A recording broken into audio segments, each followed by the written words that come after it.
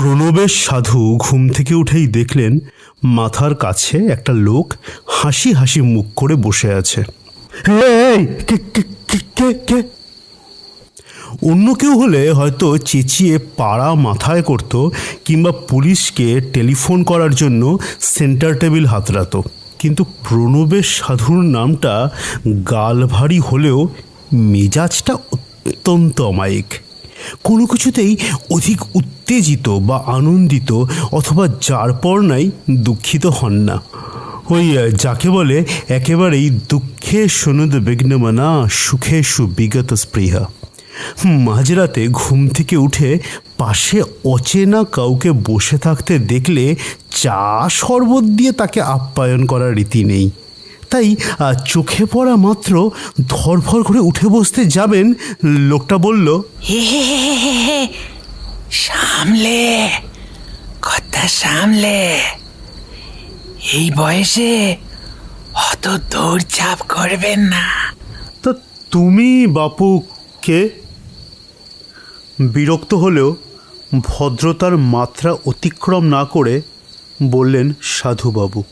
কে জানে, সে বহুকাল আগের কথা, ছিলাম বোধহয় কিছু একটা, এখন মনে টনে নেই, আর মনে রাখার দরকারও পড়ে না। আমাকে নিয়ে আমাদের এই তল্লাটে তেমন কারোর মাথা ব্যথা নেই, যে যার নিজের মতো আছে, বুঝলেন কি না? আমাকে সির্ফ হাওয়া বলতে পারেন। বলে লোকটা বিচ্ছিরি পান খাওয়া দাঁত নিয়ে হ্যাঁ হ্যাঁ করে হাসতে লাগলো। সাধুবাবু এর মধ্যে বিশেষ হাসির কিছু পেলেন না।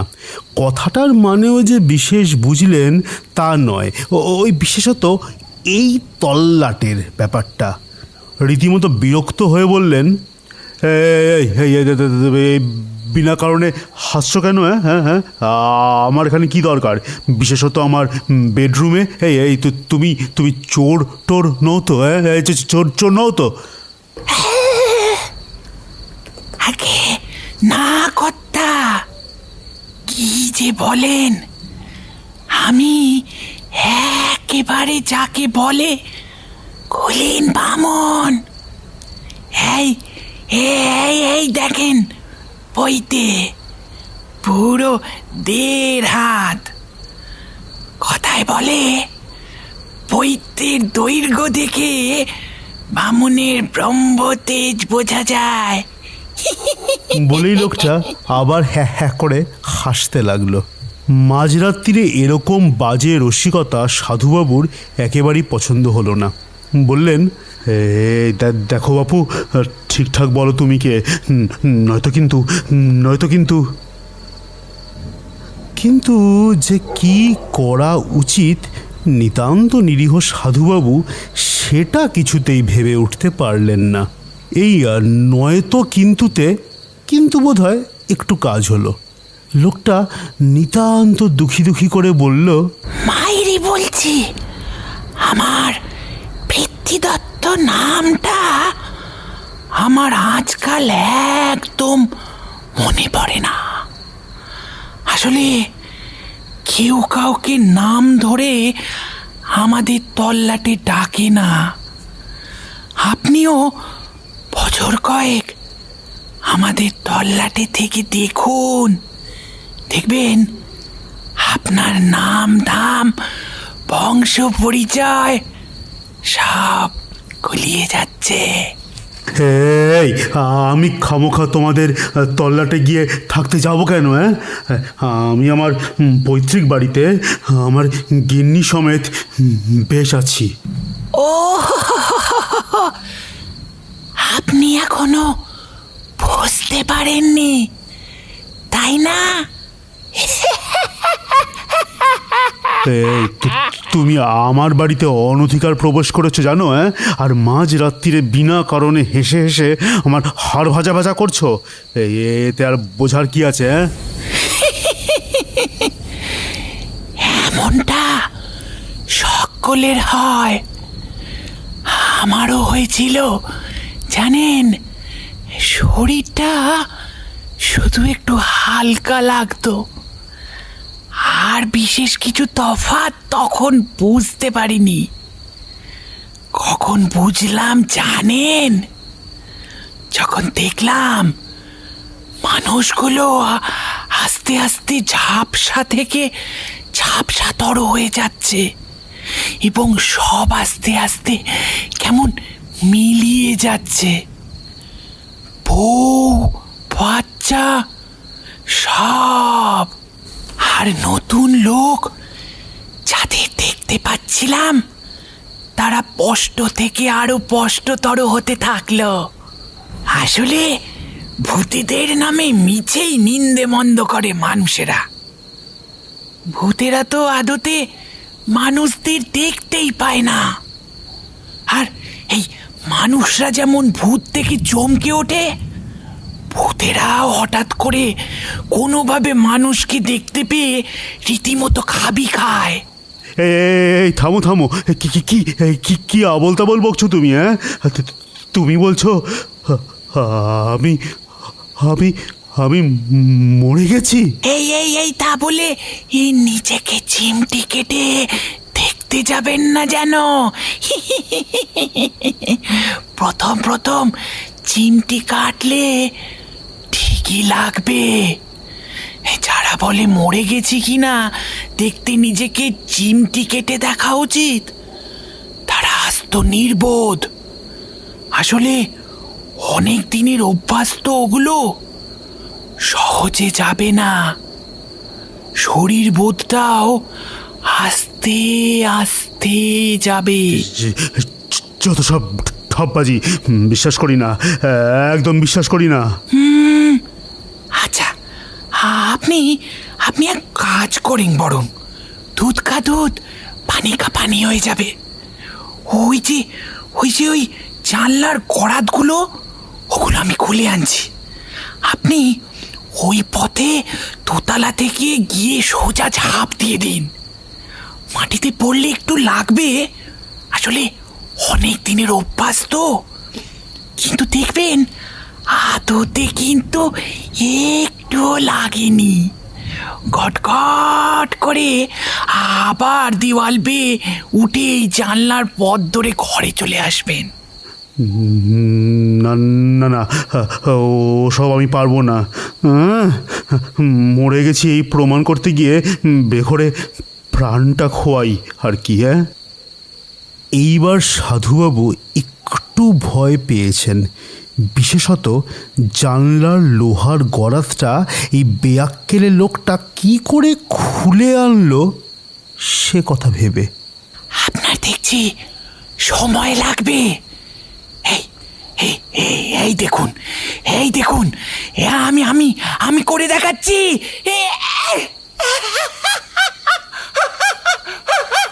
বলেই লোকটা কিছু বলার সুযোগ না দিয়ে ওই জানলা পথেই অদৃশ্য হয়ে গেল। আবার বাইরের দেওয়াল বেয়ে উঠে এসে জানলায় পা ঝুলিয়ে বসে ফ্যাক ফ্যাক করে সেই বিরক্তিকর হাসিটা হাসতে লাগলো।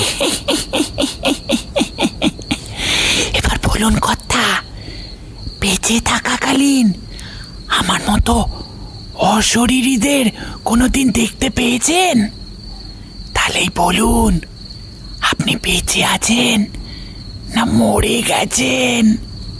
কথাটা যুক্তিসঙ্গত, সারা জীবন শুনেছেন অনেক, কিন্তু না, ভূতের দেখা তো পাননি। তবে তবে আপনি খুব ভাগ্যবান। এই এই ঘুমের মধ্যে হৃদয়ের সামান্য হোলদোল, আর ব্যাস আপনি সোজা অক্কা। আসলে আপনি সাধু টাইপের মানুষ বলেই বোধহয় শরীরটা এত সহজে ছাড়তে পেরেছেন। অনেকের তো দেখি খুব ভোগান্তি হয়। এই এই চাকে চাকে চাক থাকে সমস্ত কথা। এই এই ও মা, আপনার এখনো পুরোপুরি বিশ্বাস হয়নি তাই তো? আচ্ছা আচ্ছা আচ্ছা আচ্ছা আচ্ছা, আসেন, এইখানে আসেন। এই এই এই জায়গাটায় এই জায়গাটা এসে দাঁড়ান। হ্যাঁ হ্যাঁ হ্যাঁ, এইবার এবার পা দুটোকে মাটি থেকে একটু ওপরে তুলে এই এই এই শূন্য ভাষার চেষ্টা করুন। পারছেন না তো? পারবেন না, প্রথম পারবেন না। আপনার মনে হবে অভিকর্ষের প্রভাব আপনাকে এখনো টানছে। আচ্ছা আচ্ছা আচ্ছা, এই দেখুন বলেই লোকটা হাত দুয়েক শূন্যে উঠে ভাসতে লাগলো আর আবার ফ্যাক ফ্যাক করে হাসতে লাগলো। সাধুবাবু নিজের অনিচ্ছা সত্ত্বেও আরও একবার চেষ্টা করে ফেললেন এবং ব্যর্থ হলেন। কিন্তু এই মানুষটা তো শূন্যে ভেসে থেকেছে মিনিটখানেক, সচক্ষে দেখেছেন তিনি। একটু ধন্দে পড়ে যান, তবে কি এ সত্যি না মানুষ? সত্যি কি তিনি মরে গেছেন?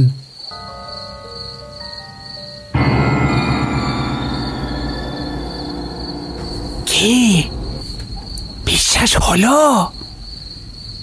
এখনো বিশ্বাস হয়নি কি আপনার? আচ্ছা আচ্ছা আচ্ছা, বলুন তো, এই বাড়িতে এই মুহূর্তে আর কে কে আছে? আসলে আজকাল আমি আর মানুষ দেখতে পাই না। আপনি সত্য দেহ ছেড়েছেন, আপনি পাবেন। কেন? আমার আমার স্ত্রী আছেন, ওই তো ঘুমিয়ে আছেন বিছানায়। তাছাড়া আমার চারপে অ্যাসিস্ট্যান্ট ভুলু এই তো আছে নিচের তলায়। আচ্ছা আচ্ছা, ঠিক আছে। আপনি যদি একটা জবরদস্ত প্রমাণ চান যে আপনি শরীর ছেড়েছেন, তাহলে কাজ করুন। আপনার ওই স্ত্রীকে ঘুম থেকে তুলে একটু খোশ গল্প করার চেষ্টা করুন দেখি। কর্তা, দেখবেন আপনি ওনাকে তুলতেই পারছেন না। আসলে আপনার তো শরীরই নেই, আর গলার স্বরও তো নেই। সাধুবাবু তখনই উচ্চস্বরে ওগো শুনছ, বার কয়েক চেঁচিয়ে হাত ধরে টেনে নাকে পায়ে সুড়সুড়ি দিয়ে না, কোনোভাবেই স্ত্রীকে জাগাতে পারলেন না। একবার আপনার ওই ভুলোকেও চেষ্টা করে দেখবেন নাকি কর্তা? না থাক, হাল ছেড়ে দেন সাধুবাবু। এবার তার বেশ বিশ্বাস হচ্ছে যে তিনি মরে গেছেন। শরীরটা গেছে বলে দুঃখ করবেন না কর্তা। আপনার তো সেই অর্থে কোনো পিছু টান সেরম কিছু নেই। এবার আপনি ঠিক করুন, এখানেই থাকবেন না আমার সাথে যাবেন। মানে কোথায় যাব? না মানে, আপনি বাড়িতে যেরকম ভাবে গেড়ে বসে আছেন সেরকম ভাবে থাকতেও পারেন, আবার ওপারেও চলে যেতে পারেন। আমি আসলে কর্তা খুব সংসারী ছিলাম জানেন, তাই আর ছেড়ে যেতে পারিনি। এখানেই ঘুরে ফিরে বেড়াই। কিন্তু আপনি চাইলেই কিন্তু ওপারে চলে যেতে পারেন। হ্যাঁ, যদি আপনার আর কিছু প্রবল আকর্ষণ না থাকে। সাধুবাবু একটু ভেবে বললেন, হ্যাঁ মানে চলে যেতে পারলে মন্দ হয় না জানো। এই রোজকার ঝঞ্ঝাটের থেকে মুক্তি পেতে কে না চায়? জাগতিক আকর্ষণ বলতে আমার তো এই বিয়ের আংটি, সোনার বোতাম, আর ওই রোলেক্সের ঘড়িটা, আর ওই যে ঠাকুরদা আমায় আমার 18 বছরের জন্মদিনে দিয়েছিলেন একটা সোনার পাত দিয়ে মোড়ানো ছিলিম। হ্যাঁ হ্যাঁ হ্যাঁ হ্যাঁ, সেইটে ওই ওই ওই ওই ওই আলমারিতে আছে। মুশকিল, এই জগৎ মায়া প্রপঞ্চময়। মায়ার বাঁধন তাই খুব বাধা দেবে আপনাকে। আপনি যে ছেড়ে ছুড়ে দেওয়ার চেষ্টা করবেন, দেখবেন অমনি আপনাকে টেনে নিয়ে আসছে। আর তখন আপনি দেখবেন ওই যে আলমারিটা, তার চারিপাশে ঘুর ঘুর ঘুর ঘুর করছেন সে ভারী যন্ত্রণার। তাহলে এখন আমার কি করা উচিত?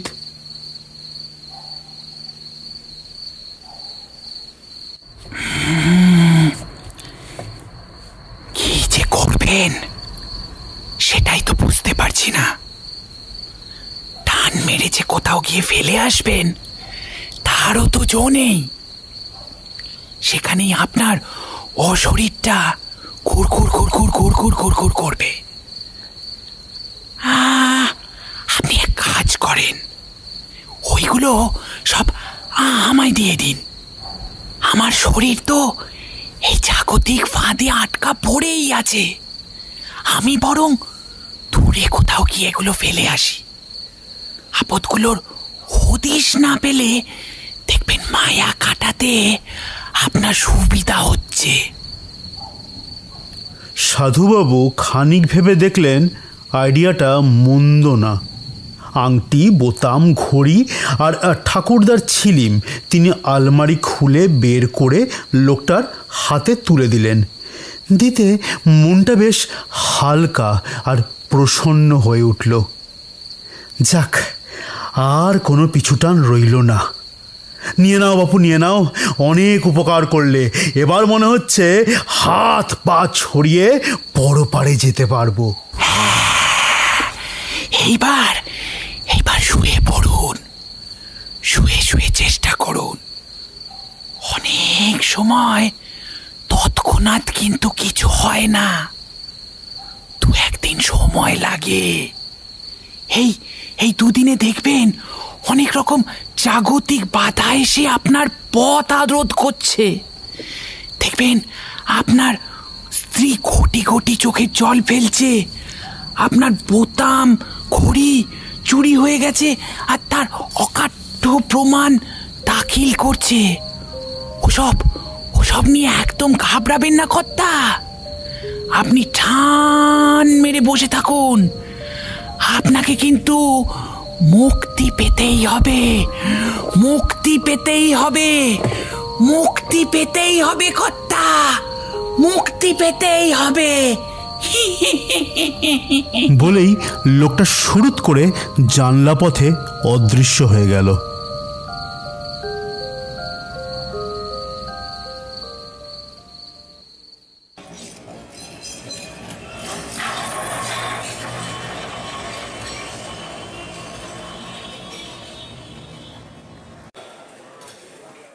সকালবেলা হৈ হৈ করে রব, পাড়া প্রতিবেশী সব হাজির। সাধনবাবুর বাড়িতে রাত্রির বেলা আলমারি খুলে সোনার আংটি, বোতাম, ছিলিম, ঘড়ি সব নিয়ে গেছে চোরে।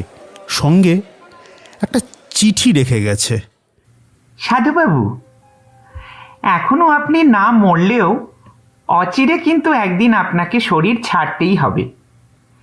এই ভিটেমাটি, পরিবার, জীবনের সঞ্চয় ফেলে একদিন সবাইকে মহাকালের অমোঘ ডাকে সাড়া কিন্তু দিতেই হবে।